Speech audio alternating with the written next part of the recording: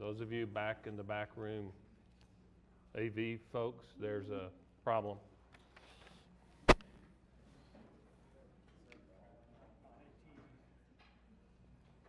I still draw by hand, so is everything good? Okay. Greetings. Thank you for coming today. My name is Tim DeNoble. I'm Dean of the College of Architecture, Planning, and Design, and it's my pleasure to introduce our MLK Observance Week Diversity Lecturer, Jay Siebenmorgen, who's standing here next to me. He's a member of the American Institute of Architects and a lead AP, a design principal at MBBJ, which is a multidisciplinary global firm with 10 offices worldwide: Beijing, Boston, Columbus, London, Los Angeles, New York, Pune, San Francisco, Seattle, and Shanghai.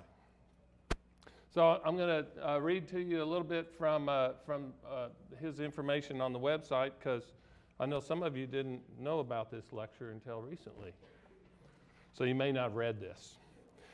Jay has a passion for experimental design within a client-driven context, both by developing building systems that blend sustainability with form and image making, and by investigating programmatic strategies and relationships that increase value. And I would add that increase quality of life as well. Jay maintains the design direction of all projects that emerge from the New York office. He interacts with every project team within the studio, ensuring a consistent approach in design quality. Now, since he's standing next to me, I won't go through the plethora of awards and other things that he has amassed over the years, but he is a graduate of our wonderful institution and got his bachelor's degree here at Kansas State University, and then later pursued graduate study at Columbia. He also has worked with some pretty decent firms over his year, not only MBBJ now, of course, but Stephen Hull Architects and Diller Scarfidio Infro. And he is currently an adjunct assistant professor at Columbia. Now, I want to give you a little background on why I chose Jay to be our diversity lecturer. A few years ago, while at a conference in Southern California, I met Steve McConnell, FAIA and managing partner of MBBJ. After talking a while, I mentioned that I'd recently been to the MBBJ New York office to visit our alumnus, Jay Siebenmorgen. He gave me this look, like a look of awe, frankly. And though I am paraphrasing a little bit, said something like, "He's one of yours? He's a design god. He's incredible." So I want you to take that back and demand more. But he did. He literally said that. It was incredible. So I want to reflect on my 2 or 3 visits to CJ in the MBBJ office in Lower Manhattan, near the World Trade Center in Wall Street. Each time we visit him, we realize that the office is his desk. Perhaps you have a cubicle somewhere, I don't know, or maybe an office. But each time I find you, you're in the tables in the middle of the whole studio working away for all to see and really poised for discourse and interaction with the rest of the office. I think it's a beautiful thing. It was on my first visit to CJ that he showed me his 2 designs for the Quran House, a complex including a printing facility and museum for the Quran. Perhaps we'll see it today. I was struck. Here's a guy from the Midwest doing highly cultural and politically charged project located in Saudi Arabia in the Middle East. We're working in a building which until recently had been towered over by the Twin Towers of the World Trade Center. Jay's lecture today, in observance of the MLK, Martin Luther King Week, is the 5th sponsored by APDesign since I was appointed dean. Depending on how you look at it, he is our first speaker not from a diverse heritage. But that's wrong to think that way. Very wrong. In fact, as became evident to me that morning in the MBBJ offices and many, many times since, diversity is an attitude, it's a mindset, it's an enriching reality. And as I said in my first missive to this community when I became dean, We live in a world where all but a few feel the life-changing enrichment inherent in respecting our multicultural heritage. It is no longer enough for us to educate students in preparation for an industry serving a select stratum of clients with the means to assess all of our services. Design is a necessity, not a luxury afforded to a few, and as such, its transformative impact must be made available to and aimed at the full range of our citizenry. Jay's design work at MBBJ is not that of an architect imposing a nation's imperialistic will on another, say such as Lutyens' designs in Delhi, but is deeply rooted in his desire to understand, reflect, and serve not only the culture of his clients, but a world defined and enriched by its diversity. I'm quite sure this will be evident in the work you're about to see. Please welcome Jay Siebenmorgen, the 2014 Martin Luther King Observance Week APDesign Diversity Lecturer. That's quite a title. Thank you.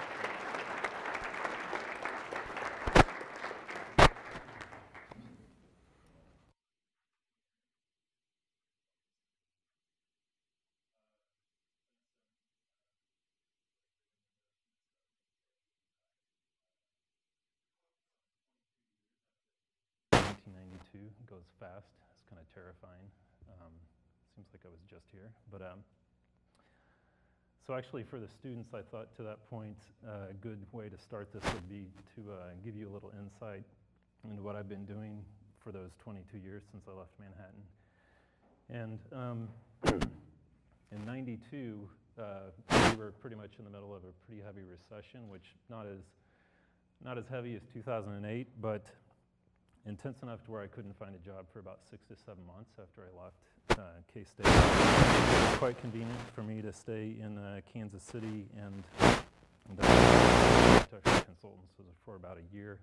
Architects for many years, and then to be and during that period of time, I was fortunate enough to be able to be involved with a series of projects from the beginning of conception all the way through construction documents, and even a couple of them through construction administration. So really important for the formation of my career. And they were not necessarily large buildings, especially you see the first couple here, pretty small projects. But just being able to build, very important. And actually in 2000, so I'd been actually coming back to K-State many times, off and on, for juries on Bob's studio or Vladimir's. And in 2001, I actually had a pretty pivotal conversation with Bob, sitting up in the corner. That was he started prodding me about graduate school, and by that time you think maybe that ship has sailed after 8 years or so, but needless to say, I ended up applying, ended up going to Columbia, and moved to New York. And at that, we thought it would just be a couple of years that we would be there. So needless to say, we love it there. It gets under your skin. And after Columbia, it was a pretty interesting time. Worked in some interesting offices.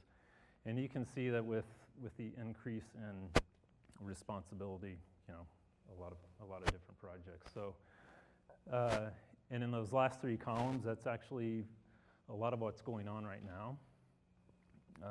About a third of those projects are under construction, another third on the drawing boards, and another third are dead, but that's okay. And they're global. We work worldwide, so I'm going to share with you 4 projects today, which are the 4 larger dots you see on the screen, but this is where all the projects are going on. And also is, I guess, a map of where I've been traveling for the last 5, 6 years or so. So I'm going to start with a project in Boston, then we're going to go to Nanjing, China. Then we're going to go to Saudi Arabia, to Nanjing, China, and then back to Beirut. So when I talked with Tim last summer, he had mentioned the project that he was talking about in Saudi Arabia, that it would be a perfect kind of fit for Diversity Week, which I definitely agreed with him. But as I started putting the talk together, you start to think about how projects overlap, how ideas influence one another over time, and that it's not just about that one project, but how do the ideas expand from one to the next. So And the fact that they're all located in different parts of the world, so that's where this notion of culture climate comes into play that I've been thinking a lot about lately. That with the globalized world, critical regionalism isn't necessarily so precise about that region anymore, and that many of these clients, they want their project to be specific regional, but they want it to be a global contender, to put it that way. So what does that mean when you're doing these buildings? So the first project is the London building in Boston. And it is a 500,000 square foot patient tower that we started this in 2005. And so this is the campus of Mass General Hospital, which is a pretty dense urban hospital campus on the northwest side of downtown Boston. Just to give you some orientation, to the west is the Charles River, and across the Charles River is MIT. To the south is Beacon Hill, which is one of the more prestigious neighborhoods to live in the city. And then downtown is off to the east and the lower right. So we were charged with placing this building in this kind of the heart of the campus, and you can see that these hospitals, as they grow over time, and this goes back to the 1800s, so there's just layers upon layers of buildings in here, incredibly dense and connected. And you can see that our building was really very much about these two facades and the interface between all of these other buildings. And this was the context when we first came there. So this is the main entrance to the hospital. It's called the White Building. So anytime you see any coverage of Mass General Hospital, you always see this kind of image of this white entrance here. There's this big existing parking garage, and what they wanted us to do was place this 500,000 square foot building, kind of wedge it in here. An incredibly complex program. So how do you do that with some level of sensitivity and some level of intelligence in response to, as you can see, a very kind of diverse language? So this was one of the early diagrams that was actually kind of trying to come to grips with this. And what you're seeing here is the upper 5 levels. The orange stuff is the beds of where the patient recovery is, and then the lower portion is procedural. So that's where you go to check in, you go have your surgery, and then you go up to the bed tower after that. But a big part of the project was this link, that the T-stop that comes across the Charles River lets off thousands and thousands of people here a day, employees, patients. They come through the Yaki building up to level 2, and they have to come through here and connect through our building down into the guts of the campus. So, so it was also a vital link as far as that works. So as I talked about, you have these two programs, and the programs don't always align. So, you know, back in the 50s, 60s, 70s, everything was kind of a rectilinear racetrack, and I'm sure many hospitals that you go to now are like that. So we were interested, and since the site was a square, essentially it's a cube, you're unable to do this with any kind of efficiency, because when you're doing these buildings, the goal is to get in as many beds as you can, because it is a business, but also how you fit those beds in a smart way to maximize daylight and the kind of high level of healing space that you want. So what we wanted to do is we actually used mechanical floors to act as a transfer level, so we could do anything we wanted with that upper plate, transfer the structure and this more kind of rigid grid that you would need for the surgery suites below. And this gives you an idea of the kind of intensity of the program in the building. I have this on here actually is because there's also 3 levels below ground. So radiation oncology, that's where cancer patients go. And it's a really, you can see these thick walls down here, 4-foot thick concrete walls for radiation shielding within the building.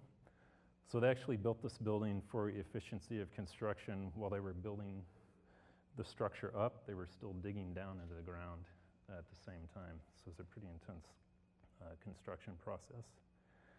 This shows you a myriad of kind of the sketch ideas that we went through to come to the floor plate that I'm going to share with you. And you can see our impulse was to start with these kind of, you know, linear kind of plates, started shaking it up. This was a pretty pivotal moment where we called it pressure and release, where we were responding to the pressure of the buildings around on the site, until we actually came. You can kind of see this moment here. the incision of an atrium and this idea of maybe two gardens playing off of one another, and it really came into focus down here. These were a series of the models that we were working with at the time. So again, some of the different, you can see the small numbers here. These were 3 different schemes we were running parallel and sharing with the client until we actually focused on this one. So very crude models. You know, this is a model that's about this big. You can cut it, tear it apart. You can actually see some of the pins here. But it really got into this organization of a kind of clean organization of the patients, a green atrium space, clear circulation, this procedural plate at the bottom, and this was the diagram of the floor. So what we essentially did was we took that racetrack and we split it in two and slid it so that what you would do is you actually split it into 16 bed units, and 16 beds is about the maximum that a nursing unit can handle. So it's all about the efficiency and how do you actually contain it in a way that reduces noise levels. So this worked quite well, and what it allowed us to do was, split these green spaces into the building. So you have this very clean kind of circulation into the middle of the plate, which is where reception is, and then you feed into the floor plate in either direction. This is the support zones, and you see this light orange area.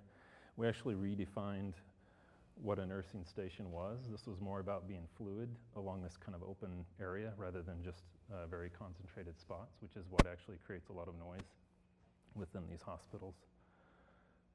And then to get into more detail, there was a lot of very intensive study in what you do, how you create a kind of different rhythm to a patient room that dealt with reflecting noise in different ways, but also to break up kind of the monotony of just a linear corridor.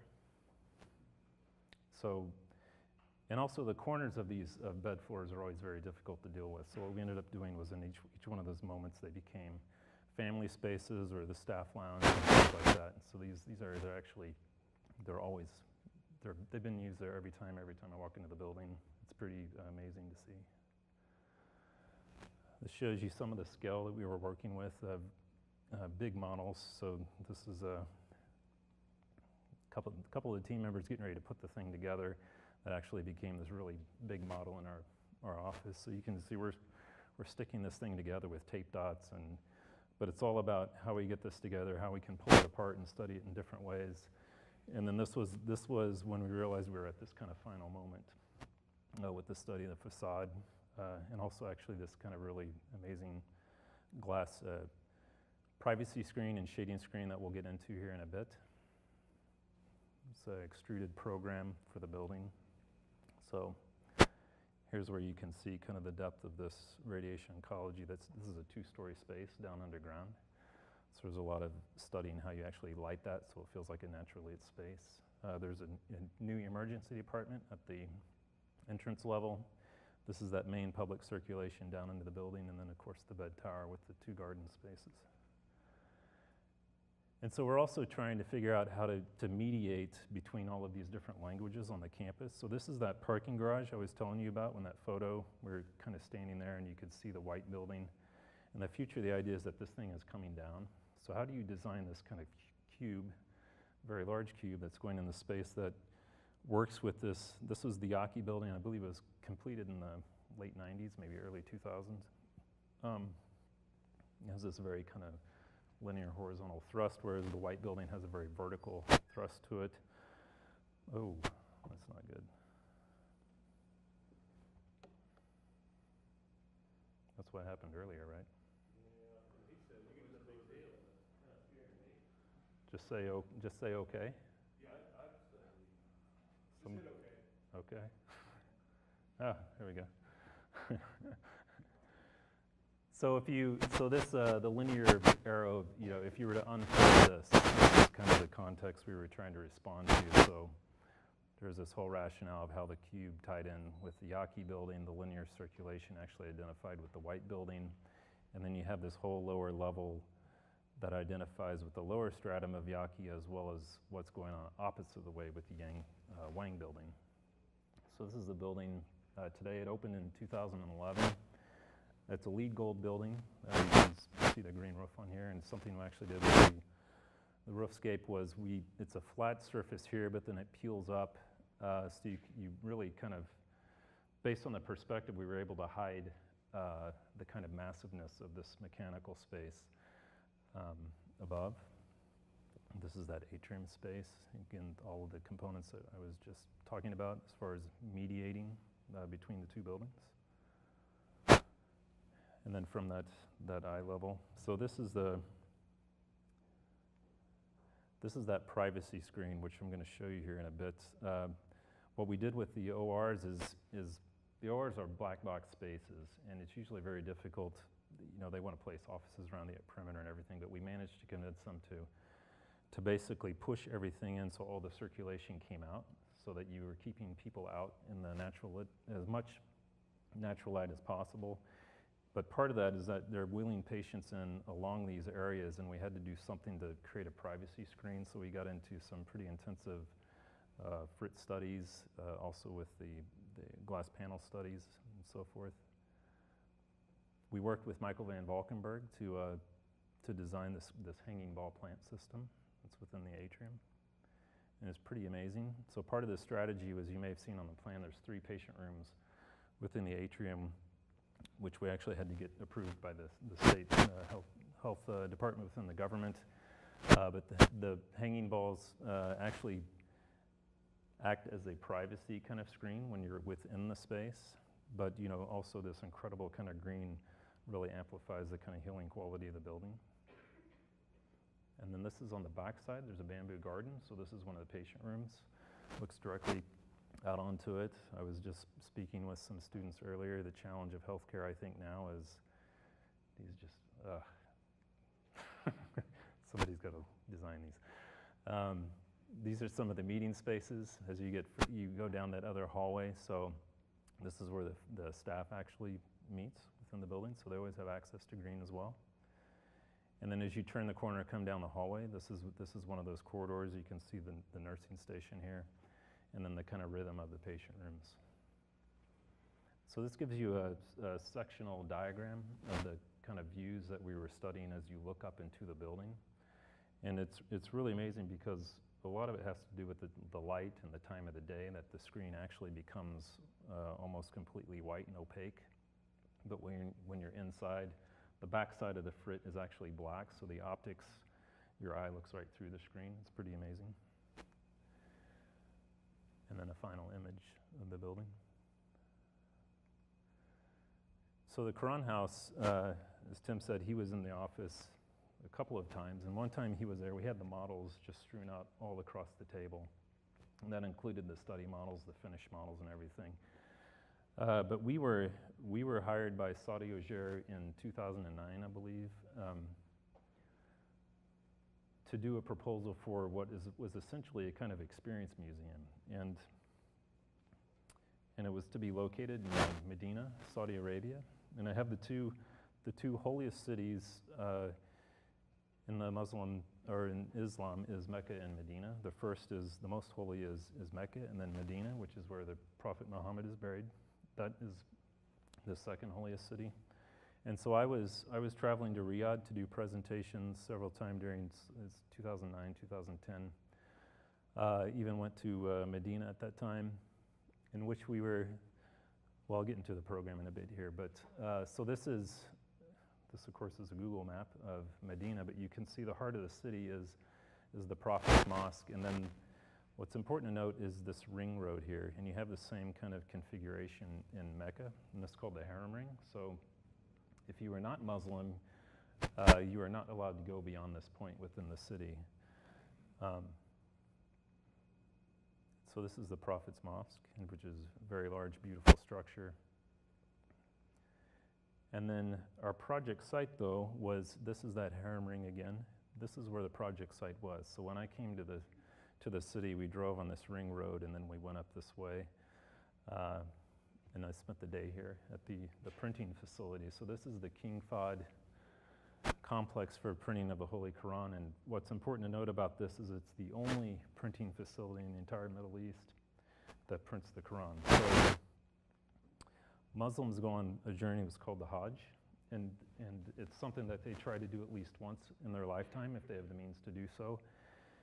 And part of the procession to Mecca is that they come to Medina, and many of them actually come to this printing facility to tour the facility where the Quran is printed.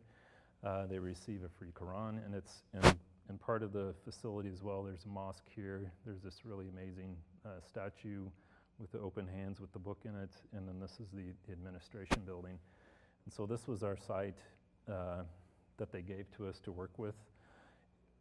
And the idea was that we were creating a kind of, people would come and exit, they come on tour buses, and they would exit the buses and they pass through the building that we were going to design and to be part of an overall kind of complex experience.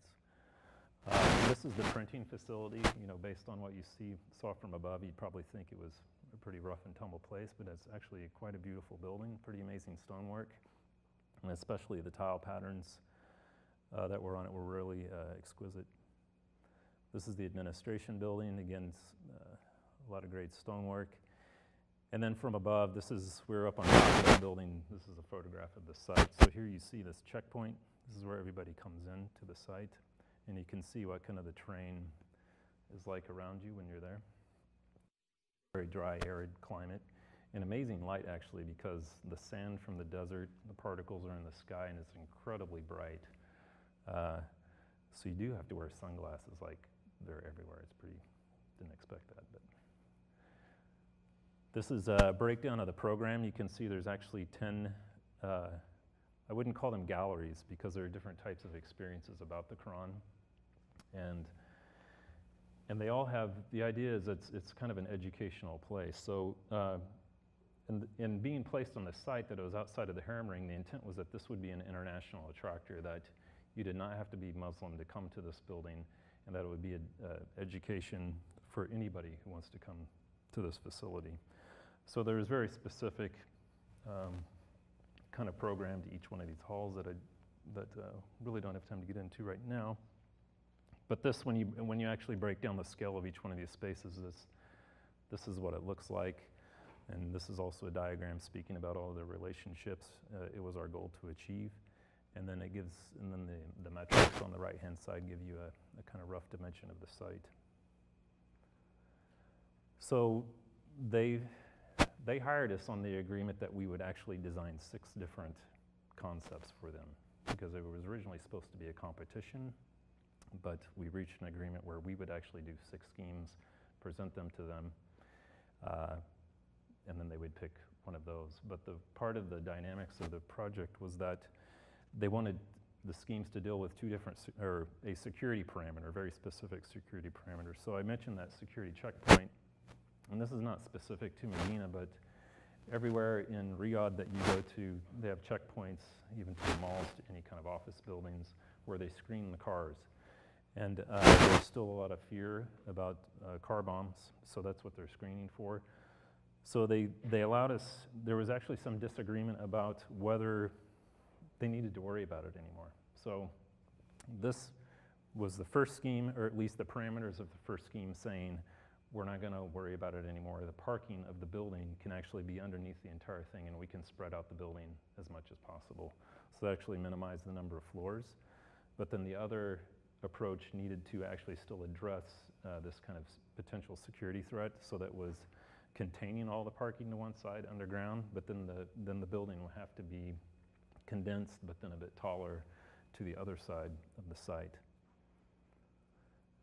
So this is kind of the brackets of the 6 different schemes. We had models for all 6 of these, and they actually picked 2 of them out of these. So it was this one here, and they liked both of these actually. So what we ended up doing was kind of combining the best of both worlds with those 2.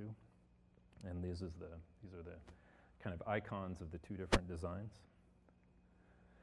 This is the table actually that Tim saw when he was in the office. So you can see this is the really crude models that we're working in. These are the 2 finished models in the middle, but this is how we work actually. So there's usually models everywhere. And so just a bit about the Quran. You know, I'm by no means an expert on it, but definitely did a lot of research on it.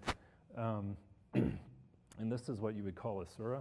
So I believe there's 114 chapters in the Quran, and they're called surahs.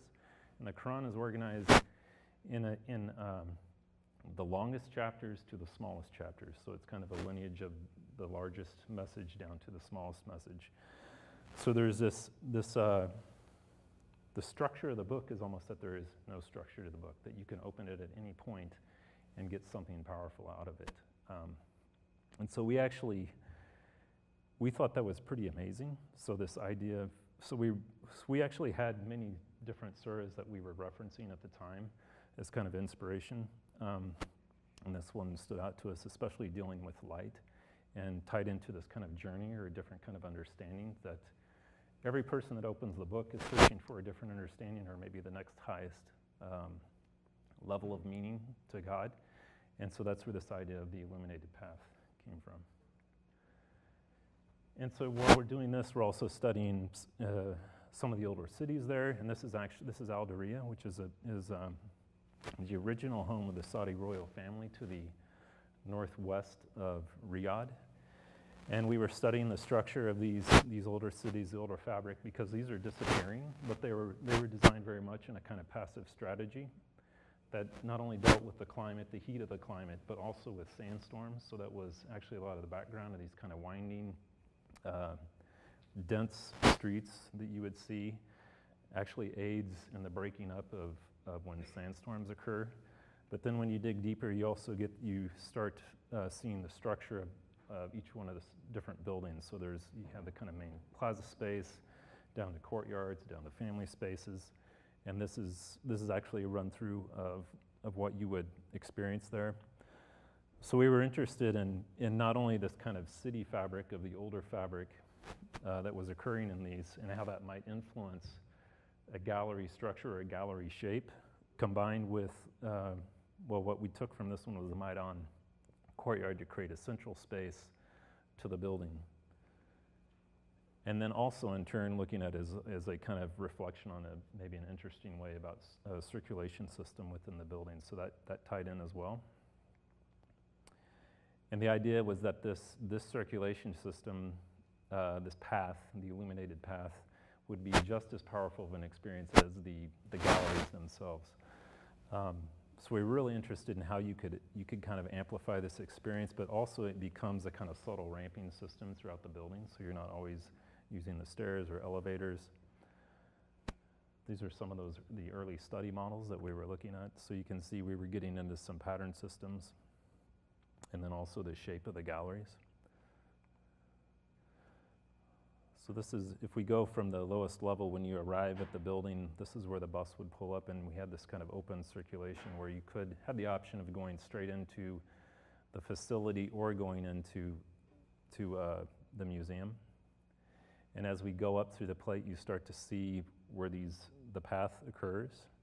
And so and the way we shaped the gallery space was actually very much reflecting a lot on what you saw in Al Diriyah, these kind of small inlets here and there, different types of discovery, so that each time you came here, you might, if you take a different path through the building, you experience something new and something different.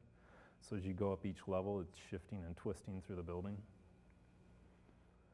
And this was the final model. So you can see some of these it's kind of a mix between a tectonic of the city that we were looking at, but maybe also of the landscape.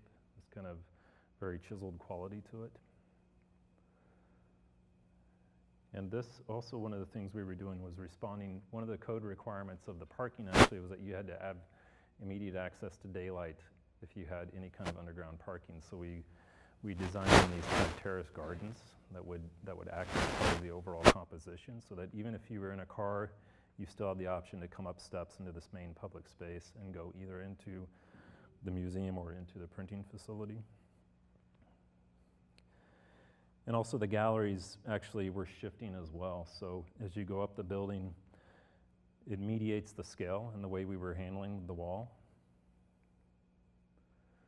And so this idea of patterning system, the Muslims advanced mathematics probably more than anybody else. So they're quite responsible for advanced algebra, geometry, and trigonometry, which much of that had to do with the religious side of things, that there's no way they could possibly conceive how beautiful God was. Therefore, you cannot do any paintings or representation of God. So you search for it in nature, and that's where all these pattern systems started to derive from. So all of these amazing patterns when you're there, these are taken out of the book that I just had up there. But we started studying the kind of structural approach to these systems, that they're really always based off of a circle, a square, and a triangle when you start dissecting it, which is what some of this is starting to do here. And that combined with when you're there, these are called meshrabias, and they start to appear more as you get closer to the sea. So these are actually in Jeddah, and many of them have these very complex, amazing kind of geometry patterns. So it's not only it is about the beauty of these systems, but they're also very functional in the way they filter light and privacy. But what they would do is they would place these big water jugs on the edges, and then the air, based on maybe the linear quality of the space, would create the Venturi effect, pull the wind through, and it would cool the air as they come into the space. So we really admired the way the light would come through these screens. So we really dug into trying to figure out a kind of system that we could use in this illuminated path that would shift within the path as you move through the building.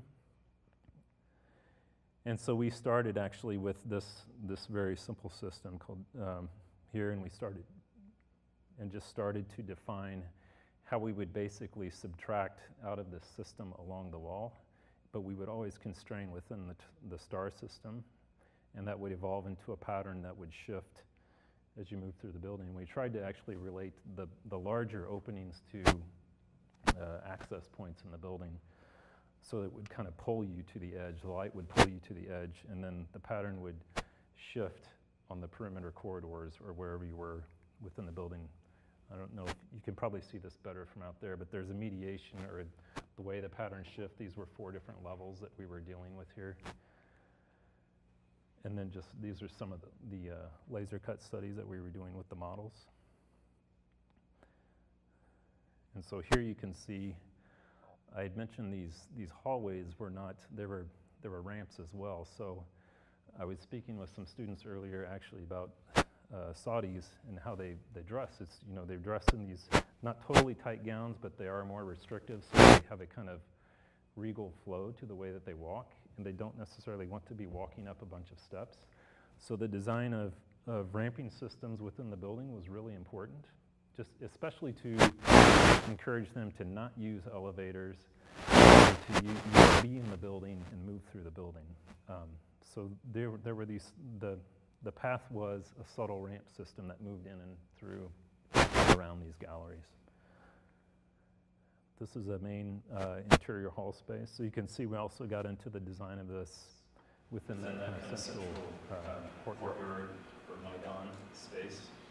And then also the way we did the galleries was that the building would totally open up in certain areas. And these were protected areas from direct sunlight. So, and based on that kind of amazing light outside, you get this kind of glow into the building. This is from the other side if you're on the other platform. So one of the stairs we actually combined with the reception desk to actually become a very large meshrabiya, is the idea. And then the building would come alive in some interesting ways at night.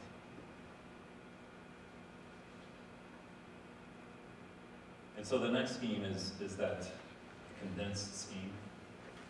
So it was called the light spiral. And this was a surah where we saw this kind of idea about a lamp or light within a space. So again, we're building on this notion of light and the inspiration of light because of the kind of spiritual quality to it. So these were the quality models we actually used on that first presentation where we presented all 6 schemes. So this was the spiral scheme, where light had not come together yet. And this was the Maidan scheme. So the main difference between the two was that we were able to lower a floor on this one by wrapping this arm and forming this more privatized courtyard space, which they really liked the quality of that, but they liked the concept of that previous scheme. So as I said before, we ended up combining the two. And it also built on some of these kind of traditional spaces. So the spiral atrium was really this main organizing element that we saw as this kind of these parallels as we were designing the building, and that within the light space is where the prayer space would be. It was really amazing focal point.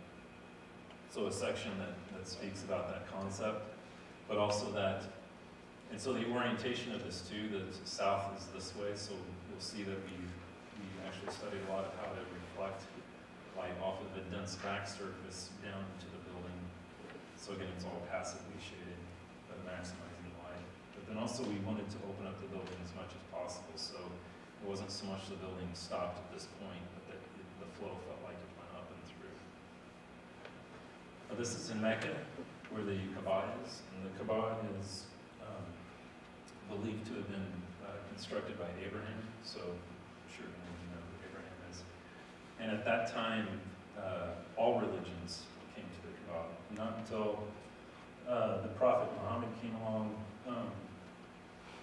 There was a period of time before Muhammad came along that it had, I don't want to say lost its way, but there were many, many different idols within this box. So he essentially came and purified it, removed all the idols, and actually that's when it became a very symbolic element of the Islam religion. And so these are photographs from the Hajj, and they're different times of year based off of the lunar calendar. So it's not the same time every year, but on the Hajj journey, all the Muslims come to the mosque, and they rotate. There's 7 rotations around the Kaaba that occur, so it's a pretty spectacular moment. So this idea of this rotating is something that we really focused on, and that's where the idea of the spiral also came from, circulating around this space within the building, and that would become the organizational strategy for the galleries in this scheme. And each time a gallery shifted in the building, our goal was to actually have it relate to an outdoor space. So you went up into the building, there was a terrace, there was another terrace, there was a cafe terrace. And so there are all of these different ways that you're still accessing light within the building. This is kind of a cutaway section, but this shows you how we were able to do it. Each gallery was 1.5 meters up from the next, which actually allowed us to do kind of just the right length of a ramp, and the ramp would still be able to achieve going up through the building, almost kind of a Guggenheim effect. But it would be mixed in also with stairs in different ways. And then here in this section, you can see how the levels are actually always shifting as you go up through the building. Here you start to see that atrium space and how actually the structure of it is dense at the top, but then becomes more open at the bottom in the prayer space. So not only was this occurring on the interior, but we were really interested in how the building would shift on the exterior as well. So in the plans, this is that courtyard space. This is actually a level down, so when you get to this is the prayer space above. So when you get to the upper level, you can see how the stair comes up. This is the drop-off zone for the buses, go down to the parking. VIPs would actually exit here and go into the building. Everybody for the buses would come in this way, or they could come straight into the building. So you'll see the dashed line as you go up to the building. It starts shifting to your left. You can see how the galleries, we used these arms in a way that allowed us to get this flow to occur.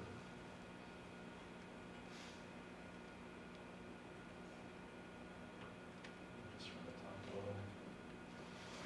So this is that entry point that I was talking about, the arm that comes over. This is actually one of the gallery spaces you could enter or visit. Or this is that kind of sheltered VIP drop-off. This also shows you how some of those terraces worked as you went up into the building. So it's a very solid stone building. In the structure of the atrium, there was a lot of study on how it related to the galleries. So the green one you see here is actually, we started cutting into this atrium spiral, and usually related directly to some experience space within each one of the galleries. But we were also looking at how panelization system, we could actually devise a kind of modular system. So there were 2 kind of responsive triangles, and one of them was always denser than the other, and that was the one that would become the kind of dense point shows some of the prefab systems we were getting into, or the precast, I should say. Some of those models. And this is up in one of those spaces looking down and the kind of experience with the prayer space below. So the prayer space was this pretty intense object that we really put a lot of work into. And one face we were oriented to Mecca, so anytime a Muslim is praying, which is traditionally 5 times a day, they will face Mecca to the best of their knowledge wherever they are within the world. So within the building, that face was faced towards Mecca. And then we wanted to do something kind of different, play with the light. It's called the 99 Most Beautiful Names of Allah. That's been designed. That would become kind of the definition of this kind of diamond cube. So that when you walked into it, you were just shrouded in these names all around you, so the lights come in all around you. That's kind of the idea of what that experience would be. And then this is an old, we never had this image updated. This shows you what this is when you step off the bus, the experience of what that space is like. It's kind of an attractor to pull you in, inspiration.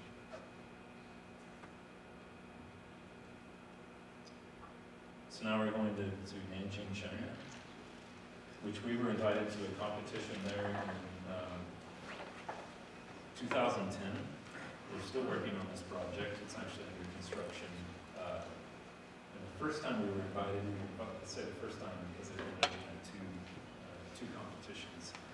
They were invited to do an exhibition hall. And Nanjing is actually located about a 2-hour train ride from Shanghai. And it's on the Yangtze River. As you can see, the Yangtze goes deep into China and reaches some very major cities. Nanjing is about 8 million people, but cities like Chongqing are 30 million people. So these really major cities. And we actually have projects going in all 4 of these cities right now. And so as you zoom into Nanjing, the further you go down the Yangtze, the more amazing the landscape becomes, more mountainous, very dramatic. And Nanjing is kind of in this sweet spot where it has mountains, as you can see, but it also has these kind of amazing valleys and plains. And there's also a lot of lakes. It's a very beautiful city, actually. And what is happening is they're redeveloping this island in the Yangtze River. So right now there's just this one bridge. It is farmland, so there's this kind of, and the city is actually redeveloping it to become a kind of new, not a business district, but a international research hub is their goal with it. And so this exhibition center that we were invited to do will be the first built building on this island. And the diagram on the left actually shows you how they parceled it up into different type of development zones. And then the image on the right shows you our site where it is. So right when you come across the bridge, you'll see this building. And just to give you a scale comparison of that red space, this is that swatch comparison to Central Park. So it's a really, really big site. And this was it. When I was there, they were actually had some of the demos, the buildings demolished, but they're pretty old. And this was that one bridge. This is looking back to the city. And the street literally ends at the bottom of this bridge, so there's nothing on this. And some images from around the city. Something that I was really interested in was the kind of interaction between the roof surface and the base level of all of these buildings, and then the fact that these roofs always felt kind of weightless quality to them, especially how they peel up. And there's this major wall. It's a wall not unlike the Great Wall, but it actually surrounds the city. It's a fortification wall, because actually Nanjing was the capital of China. Several different points, there was this kind of exchange back and forth between Beijing and Nanjing, and it's happened over many hundreds of years. But this is one of the mausoleums there. And so all these buildings have these same kind of characteristics. What I started referring to as this kind of horizon line. Even when they get into towers, it's like these ancient buildings have this kind of tree structure to them. It's pretty interesting. This is one of the main gates into the city. And then the other thing is to the north, there are these dwellings, these earthen structures that are very, very old. And of course, you can see there's this kind of fortification strategy behind them. But several families would live within these. And what's interesting is that when you start going inside, it breaks down in scale. So all of this is going to come together actually in the concept that I'm going to share with you. But so this is just north of Nanjing. And there's this. It's really amazing how they sit within the landscape. So the concepts for this exhibition hall, there was a lot of thinking and reflecting about this. So this was a sketch for the light spiral in the Crown House, and then this was a sketch for the exhibition hall. And of course, you can see this draw from this idea of how do you deal with light in a different kind of way. The early ideas for the exhibition hall were that they would have this immediate response to the different times of the year, like the equinox and the solstice. But this interest that played upon the surrounding buildings, that this building was supposed to be about, it was called the Eco-Technology Island, about new horizons and future sustainability, like maximizing sustainability. And that's what this research hub is supposed to become about. So we called the concept Eco Horizon. And you can see this kind of line about the sky and the earth, and that we would design this kind of lightweight structure in a way that would almost feel transparent underneath it. And so in this building, what's going to happen is they will build this building, and all of these developments they will bring clients to this building, to the exhibition hall, to show them these projects. So you can actually, and at the upper levels is actually where all the construction consortiums are going to be, their offices are going to be located, overseeing all these projects on the island. And then after all this occurs, it becomes a full public kind of program to be defined, but based off of this idea of an exhibition center on the island. Some of the further kind of ideas about what might happen with it at night. This is where they want this thing to become a beacon into the city, and have a kind of different kind of quality and presence to it. So there's a lot of different ideas in this. Abstraction of nature, the mountains, those kind of urban structures. But what happened is we designed it based off of these 8 light cones, and you can see this kind of this fascination with the floating structure. Oscar Niemeyer slipping through the building. And this was a 2.5-week competition. This was the only model that we built. You can see it's pretty crude. It was accompanied by some digital renderings, but we won the competition just based on this. And so it was really exciting. After that, the project mysteriously went on hold, and then they came back to us and said, we want to expand the project. And so this is that exhibition hall. But they wanted to open up to another competition. And they're going to expand it to a research park, residential dwellings, and then a entertainment hub, basically. So this ended up being about a 2-month competition that we re-entered, and we won it again the second time. So to go into the exhibition hall, these were some of the schematic designs, some of the bigger models we were getting into. And so we were building this in a way, so sectionally you can see the idea of these light cones and how they come down into the building at different levels, because the size and the depth of the plate, and based on the FAR, we couldn't go above 4 or 5 stories if they wanted us to pack in the program. So that was this whole strategy of penetrating the building in different kind of ways. And so some would come all the way down, some would not. And so they would differ as you go through the building. So this is that model if you take the top of it off. And then a next generation model. So this is a really large model. It's about this big. But the interest in we were studying how the light was coming into some of these floor plates. And again, as you're developing these things, it's almost like a research project with the client in China, in that they're kind of learning about what they want to do at the same time that you're doing the design. So it's not always so definitive when you start a project. There's a lot of back and forth, so you really have to be patient and malleable with your thoughts. This gives you more specific kind of look at where the program is today and is what is being built. So this is at level 2, and you can see there's actually 2 separate lobbies. One is for the public lobby coming to the exhibition hall. There's the educational type spaces, and then you have the office lobby that takes you up to those upper levels, which would be the bigger office floor plates. And this gives you kind of a sense of scale of when you put the furniture in there. For the most part, it's pretty much an open office building, and each time one of the cones comes in, it's kind of a nice new opportunity to create different types of spaces for them. And I can guarantee this will stay in flux until the building is being built out. And then at the roof level, it becomes more specific to kind of VIP. So they can come to this level and actually view the island from different directions.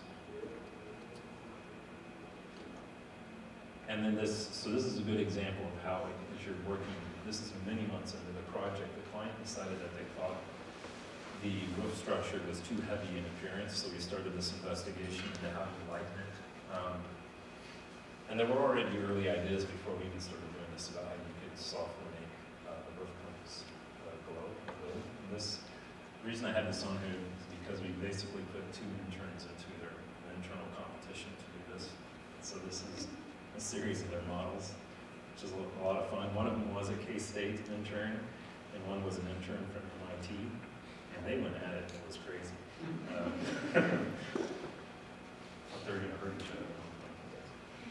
other.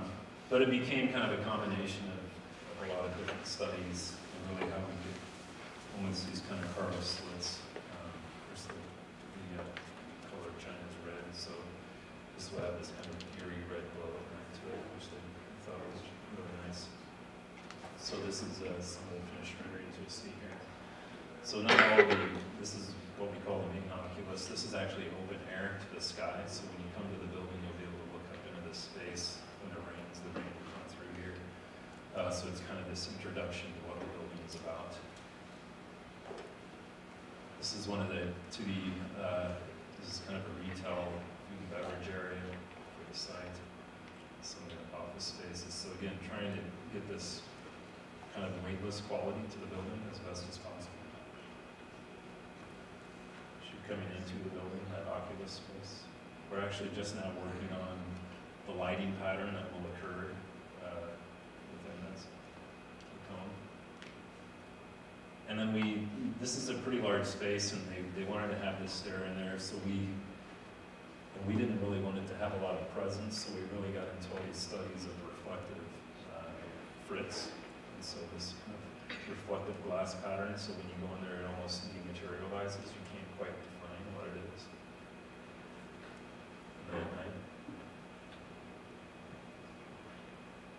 And so actually you can see this rendering is more advanced than the first one I showed you. So the other component is what they're building right now is the exhibition hall and these 3 office buildings. So these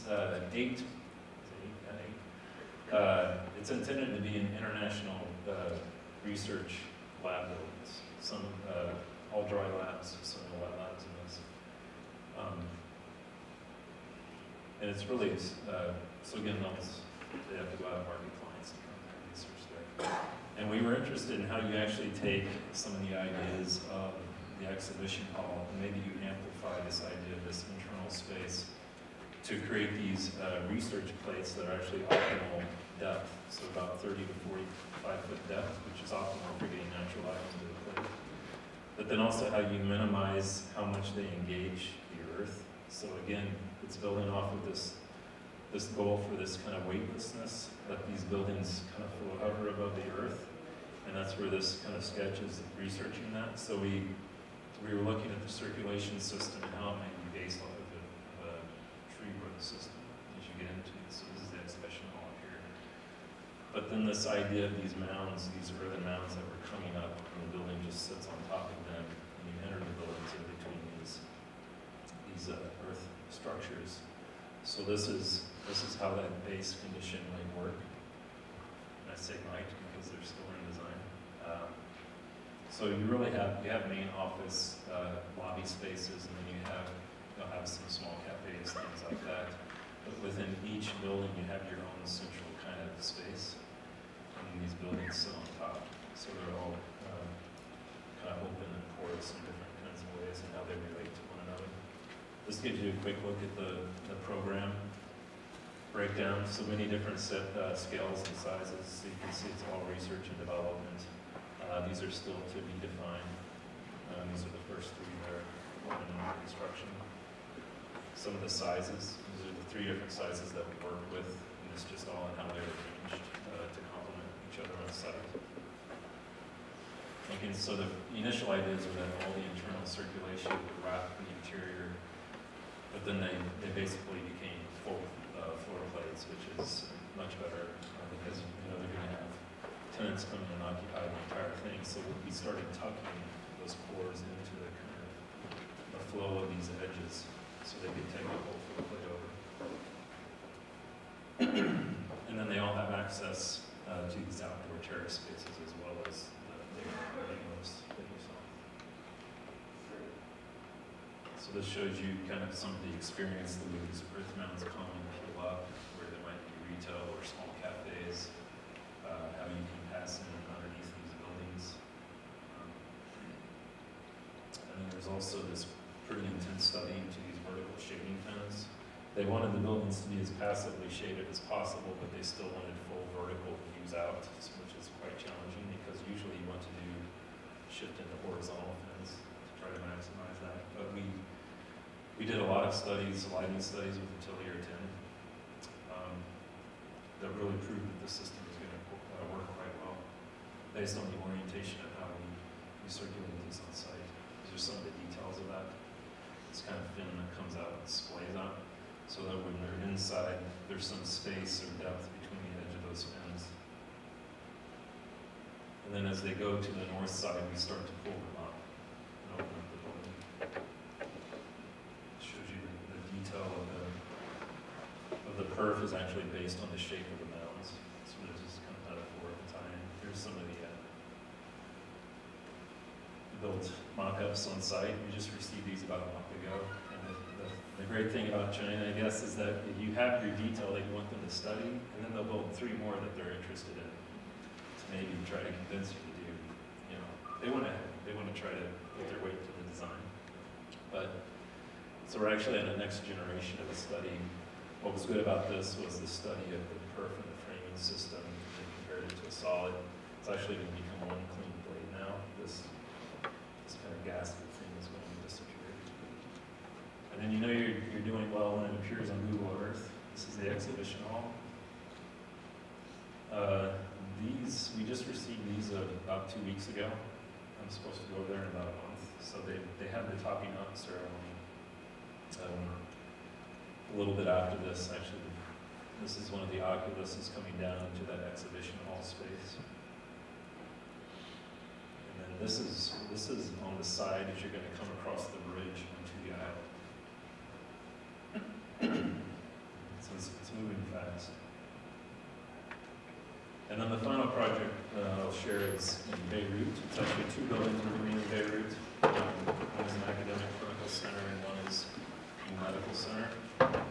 Beirut is actually a city that faces north on the Mediterranean.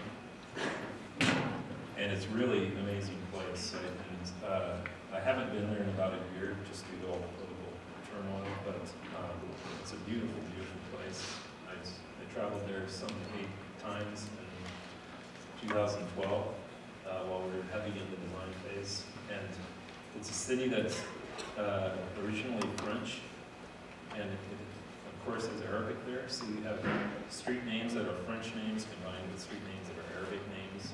Most people speak French and Arabic. It's pretty amazing, and they speak English, of course. But this shows you where our 2 buildings are that we're doing. It's on the American University of Beirut, which is one of the greenest places in the city. So that's what all of this green is here. And it's really a really dramatic slope down to the water. And this is their medical campus. So they have these 2 existing 1950s, 1960s big behemoth travertine buildings on site, and they have what's called a 2020 plan to expand their campus.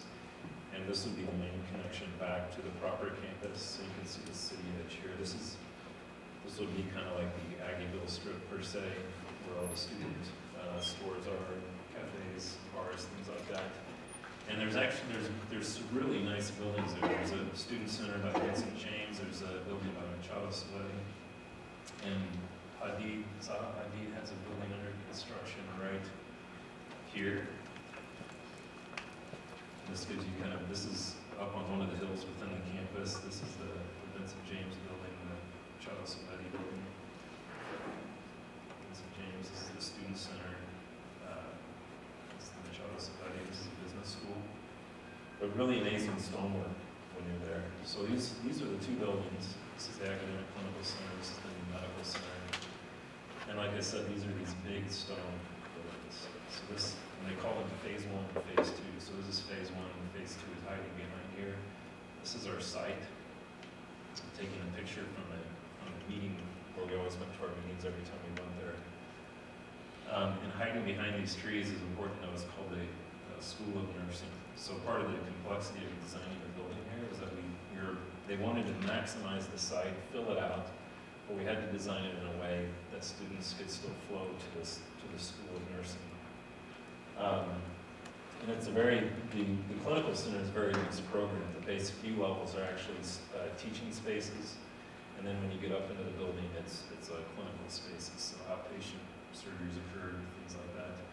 And you can see the kind of openness actually kind of closes up here on the south end of the building, so this is west facing. This is where all the administrative offices are in the building. And some of the dynamics of the site is the zoning envelope, what they call the Gabarite setback. You can see that the existing building, phase 1, abides by this 25-meter height. And then 30 meters in from the street, you can go up to 35 meters. But then you have to slope back the slope rate of 1 to 5. So we said, let's just fill it out to maximize. They wanted all the square footage that they could get on this building. This gives you a quick look at the company's programs to create the building. As I said, there's outpatient procedure. When you get down lower to the building, there's a simulation center for teaching, School of Nursing faculty, and other teaching spaces, and then 4 levels of parking below, with a connection back to the phase 1. So this is a close-up of that phase 1 building, a kind of big, tough building, where you're searching for qualities in this building that we could build upon. But then on campus, you have these really old structures with amazing stonework and various types of arches throughout the campus based on, of course, when they were built. But when you get into the more modern times, I think this building was in the 60s, you can see the arch is starting to be modernized, or it's more simplified in the way they were approaching it, but it's still important on the campus as a main entry notifier. And so we actually played upon this idea of the arch, and I would say the pliability of this arch in the way it was a fold. So we started to think about we could lighten this building by thinking of it as a series of these kind of folded surfaces. And the folds would relate directly to the Gabarite setbacks, so it all would work really well together, how they work off one another. But then also, the peeling away would create entrances to the building, and also build upon one of their mantras, is this kind of trust through transparency. While these were very heavy buildings, they wanted this to be very open and inviting experience. And that played into, these are some of these organizational ideas that I spoke about on the MGH project, where you're tucking in the office spaces, things like that, to get the light to be back to the public, as well as the staff. So you have these open staff working spaces where all the light is. This is the reception area. And these would really be checkup rooms. So you need maximized privacy, so it's pretty smart to pull them in anyways. And then the density of the admin offices on the south side. So we were looking at phase 1. You have this immediate connection via the Gabarite setback, but then also there's this bottom, it's a 2-story open colonnade space that we chose to play upon to kind of activate the public zone. And this would be very kind of open. So it is, the base of phase 1 is actually quite glassy here. So we pulled that in as this kind of expressive moment. The streets are really tight as well, so when you get to this level, the glass actually peels back in to maximize the size of the size and depth of the sidewalk. And then we started looking into how we could use the modulation of phase one as some kind of inspiration. You shift it into half scale, double scale, and that becomes the modulation of what became a passive shading strategy for the building. So this is one of the renderings of the building. So you can see that gallery line. This is that 35-meter line that actually all played quite in tune with one another with this idea of pliability. As you go around the building, the dean of the school loved this design because he actually saw 3 different buildings in us, and he, of course, is trying to raise donor money. So that meant he could have 3 names on the building. But it gave us the ability to identify different entrances, one for the clinical lobby, one for the academic lobby. This is a view from above. So we dense the modulation of the system actually becomes more dense as you get to the south side, and then the exposure is more extreme. And at the base level, I mentioned there's the clinical lobby and the academic lobby. So there's this very intensive study of the flow between the two. This lobby is actually 1 meter higher because of the slope of the Dual-Z Street than this lobby. So we have a ramp that actually goes between the two. They wanted them to connect it, and they wanted them to connect it in a meaningful way, but to have their own identities. So this is the academic lobby. Oh, I'm sorry. And also this had to be open and flow to the School of Nursing, which had, I think it was 2.5 meters higher. So this became this kind of student space that tied into a cafe. And the students would sit outside there, hang out there, and be very well protected actually from the sun based on the massing of the School of Nursing. So you can see some of that back in here. This is that reception level, or reception desk as you come in, exhibition space to the right, and then this is one of the teaching spaces to the left. And they wanted to promote also a kind of a flow up into the building as well. So this is this little pliability comes into the building. The stairs actually this key layer away from the surface. And then all of this would be career development. And so we also developed this interior pattern based on the detailing of the facade that became this pattern, this kind of wayfinding system on the facade, or I'm sorry, on this interior wall. So this is that ramp between the 2 spaces. And these are going to be massive Corian panels that are going to be CNC. So the CNC will cut just short of the surface. So this will be internally lit, and these will have this kind of soft glow to the modulation. This is the other side as you get to the other side of the clinical lobby. So again, we use the same kind of marble stone. This is the wall poking its head out. And then this space is really responding to this other side of the building. This is kind of how it opens up to the public. This is where it is today. It's just a big hole in the ground. I actually just finished this. All the bids are coming out. They came out last week. I'm still waiting to hear about it for the construction companies competing to build it. And then finally, the new medical center, which is a combination of a cancer center, an adult hospital, and then a few levels of patient rooms. And this building was actually filling up their site. So these are all of the phase 1, phase 2, School of Nursing, Sun Ferris Hall, which is a lecture hall, South Medical Library, that's where that photo was of the site for the ACC. And this building really needs to complete the picture, but it also needs to mediate a 5-meter drop between Laurie Street and Hensel Street. So that's where you see these steps. And we're also designing the plaza so that it opens up a new kind of student flow into the campus. Because right now this is just a wall. And for students to get up here, they have to go up through the street. It's kind of, there's no campus there. There's no connection between a proper university and the medical university. So this building will complete that.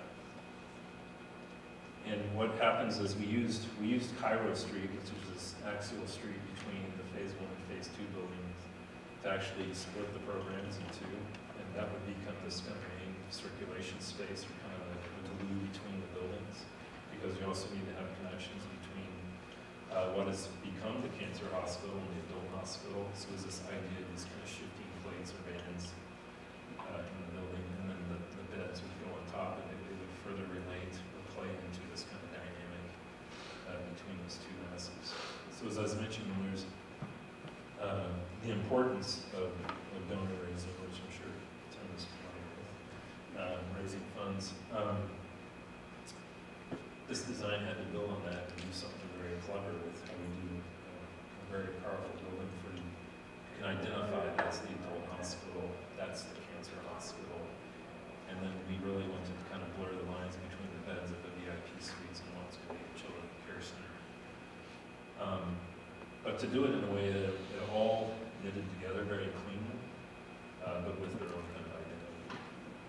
This shows you how this building as well is being influenced by the Gabriel setback. So again, this kind of slope, as you get up to a certain height, you have to peel the building back section through the other way. It's just fitting within those constraints. It shows you that atrium space is between the two masses. And then this is the design today. This is the end of the conceptual design. I've actually been working on a donor video, an 8-minute video with the client for the past 4 to 5 months. That's drawing near completion. So that includes, I'm going to show you the animation of this. But there's, you know, the idea is to use, they build really well in stone there. So use the stone and use it in a very kind of pure way that plays off of the strengths of the campus, but really provides them something kind of different and inspirational. This is that kind of crevice space between the two where everything comes together. So the patient tower folds down into a little hospital or cancer center. This is the interior space. This is on the Clemenza side, so the lower side. This kind of idea, these kind of shifting tectonics within the building. And then on the back side, when you come up the stairs. And this is the other side, so it has a more different kind of identity on the other side. This is on the upper level of Mara Street, so this might be if you're standing over at the academic clinical center looking at this drop-off space. So I want to show you just a couple videos.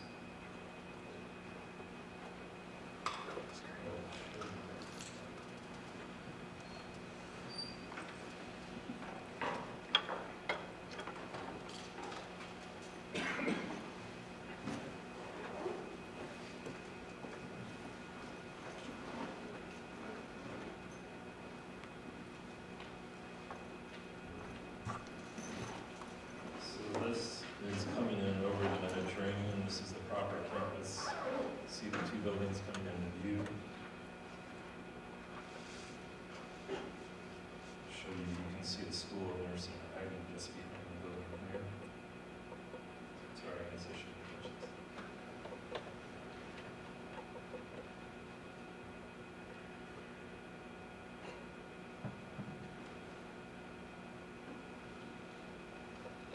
What's interesting is when we were doing this, the ACC we thought was going to be a smaller building, but by the time we started putting all this together, it's interesting, kind of it is a big building compared to actually the massing of the medical center.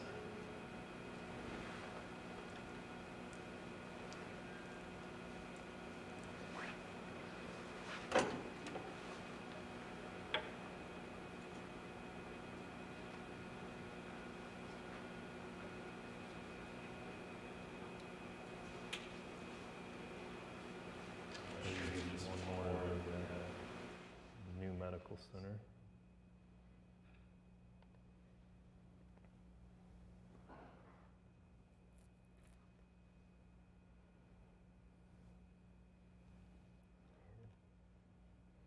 This is actually still in development. You can see there's a mess up on one of the signs in the space here.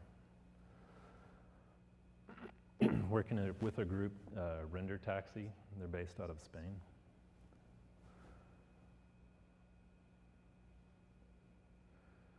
And so when you come out of here, that's the phase 1 building. Phase 2, you'll see the ACC to the right there. And so the play on what was this kind of peeled arch on the other building becomes this more formal geometric response. So it's a different kind of take on what that one was doing. All right, thank you.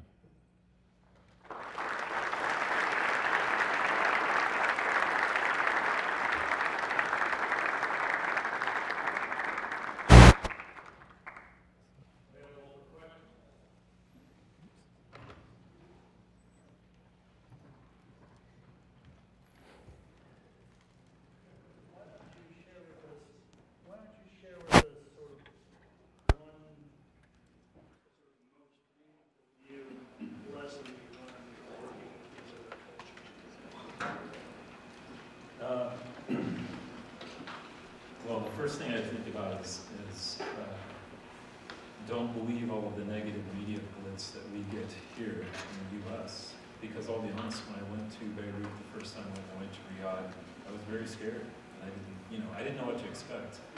But there's, all I experienced was incredibly nice people everywhere I went. Totally amazing experience. And of course, it's really unfortunate because here all we see is what's on the news, and it really warps your perspective of what's going on there. So even when we started doing the Beirut project, everybody on the team was really worried about the travel warnings that were occurring there at the time. But we luckily had somebody on the ground there already who was the client's rep for the first project in the Hunter building.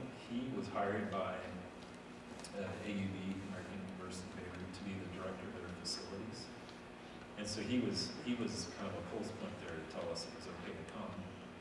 And we had great experiences there through 2012. We have been on hold in the last year just due to this Syria situation.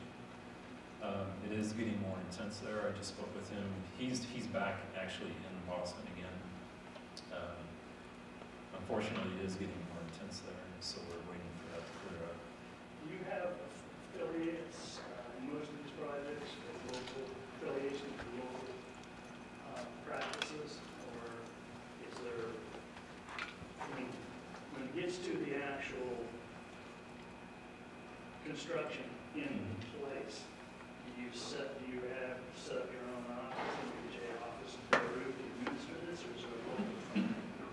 We have Khatib Alani is the local firm that we're working with in Beirut, and we have a pretty close relationship with them. It's when you work there, it's a learning experience actually in every place. Like in China, you're required to work with the local design institute, and there's several of them within the city, and the client will actually.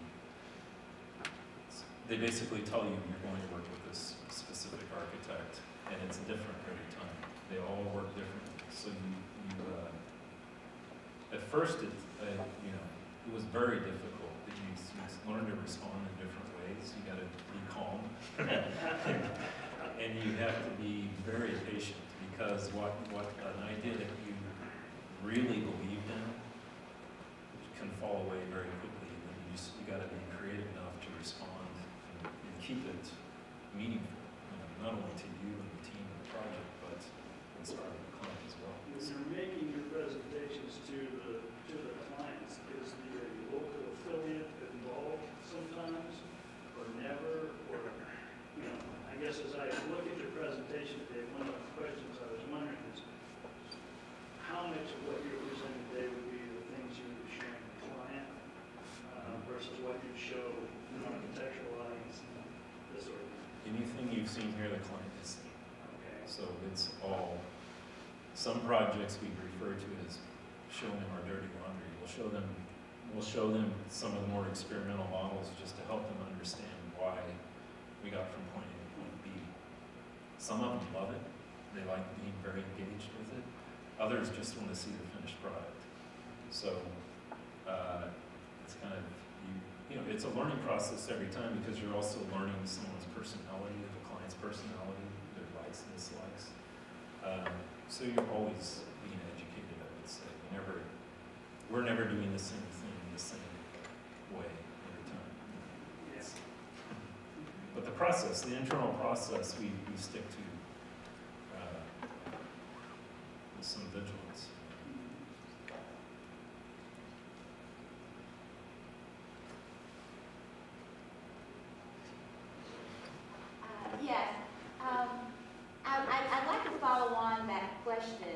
and talk to you about, have you talk to us about what do you see are the best practices for a professional architect that's going to be working in a global environment with clients that are culturally, ethnically, religiously different than yourself?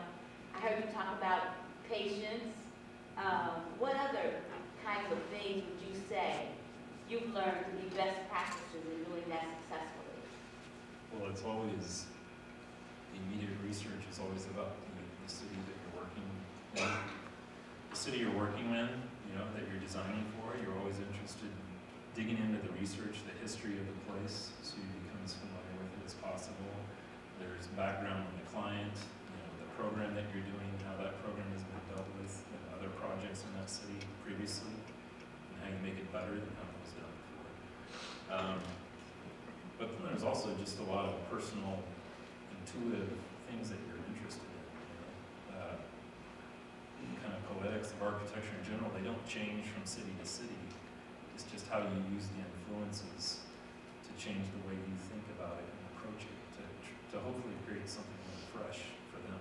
Because that's what I was referring to in the beginning is the challenge now is that's always the challenge, they want something new and different for them. But now it's more important than ever for them in their enterprise to be speaking at a global level. So it's difficult to not let that globalization weigh you down and homogenize a project per se. But I'm fascinated with making it culturally specific. And usually the twist for me has to do with kind of performance values on a building and how you can make the building perform sustainably in poetic kind of ways. They usually, they will identify with that almost every time. Thank you very much. There's very many aspects which one can learn from and beautiful lecture. But one aspect and an observation was a question somehow remained in my mind that you mentioned that the first project that the patient per nursing station is 16. And I don't want to reveal how many years ago I did a hospital competition in Loni, and the number was the same. So what is important for me that there are some very great progress in technology, but on the person-to-person level, there are some constants, and I just enjoy to see that, and of course with all the future. Thank you very much. About that project in Boston, we've actually, post-occupancy review is that patients within that building are healing at something like a 30% faster rate based on reduction in noise. And I think a lot of that has to do with how we pulled the plate apart. So all that noise that would have been in one area is now, it's tightened up. But then also it's about maximizing the daylight within that floor plate as well, I think.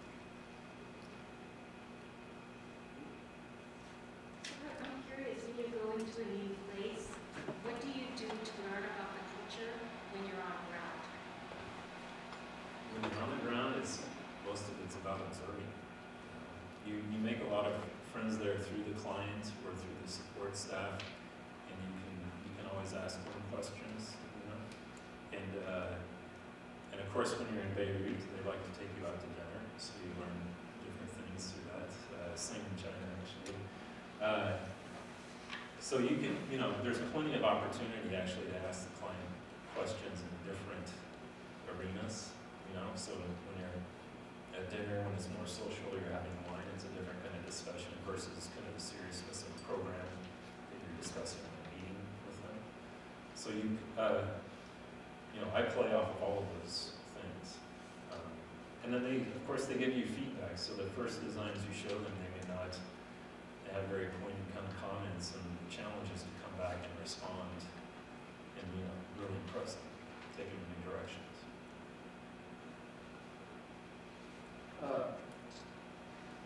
Loaded question, but is there anything that happened during your education here that you feel prepared you for global practice, engagement in the diversity of cultures?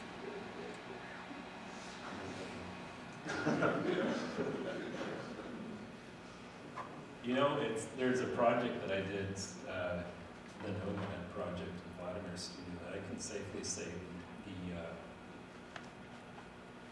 the thinking about that kind of an individual or a nomadic person, that it did not apply to a specific city, but what an individual in the world and how they travel within the world. That definitely changed the way I was thinking about my work at that time. But other things were just simple stuff like building physical models. I was having a conversation at lunchtime that there's this tough zone now where digital is cool, definitely cool, but it's what you do outside of the box that really matters. So we definitely have physical models everywhere in our office, and we will not stop doing that. See Nick sitting there, he was involved with a lot of that stuff about a year ago. So the importance of building models, because back in the early 90s, late 80s, all we did was build models, and my fear would be that would disappear in academia. So hugely important. I can say my model building skills definitely got me somewhere early in my career, just in an office and being able to build really good models.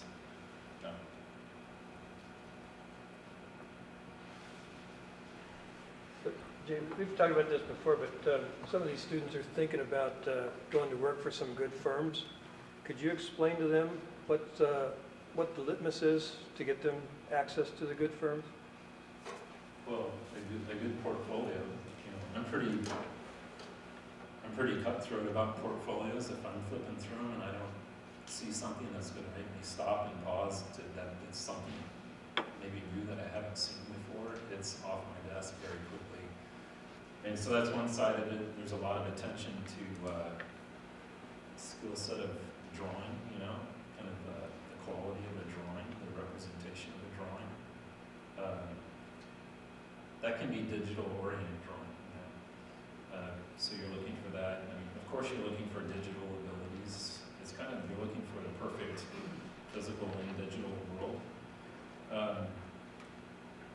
And clarity, a busy portfolio does not mean somebody's going to think it's cool. So you want to see the information, you want to see it clean.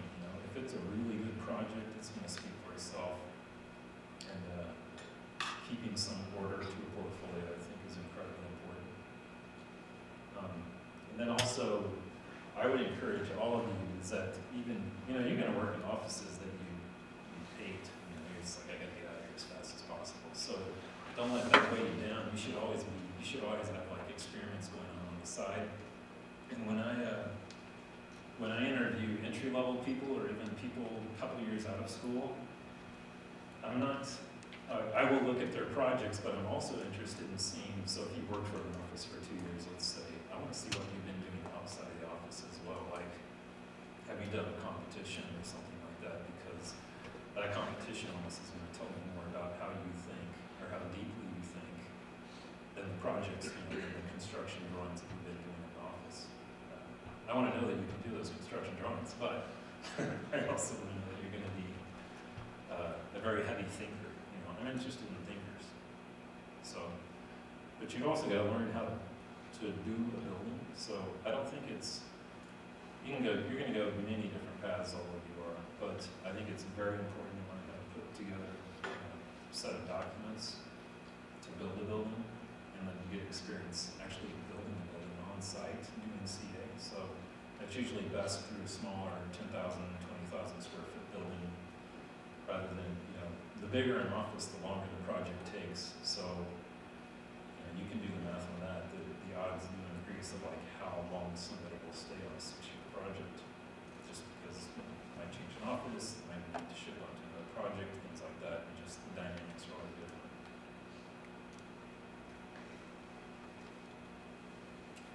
I've got one more follow-up. You mentioned one professor, I know you know others, you've had a number of of international, professors from international background. Did you have any international experiences while you were a student here? No, I did not. We were talking about that as lunch as well. I was the poor kid when I was here, so. And back then, the only time, there was the 8-month internship, which I was from Kansas City, so I did interview with some places there, but I ended up staying here at that time. There was the Italy program, which I couldn't afford to go to, so I stayed here then. So I was pretty much here the entire time. So the program has actually changed a lot. And then it was 5 years was a Bachelor of Architecture, so you still had to go get your master's after your Bachelor of Architecture. Yeah, so. Well, you just given me more fodder for me with my alumni to stress the support of our students for international studies. So, again, we really appreciate it. Thank you so much.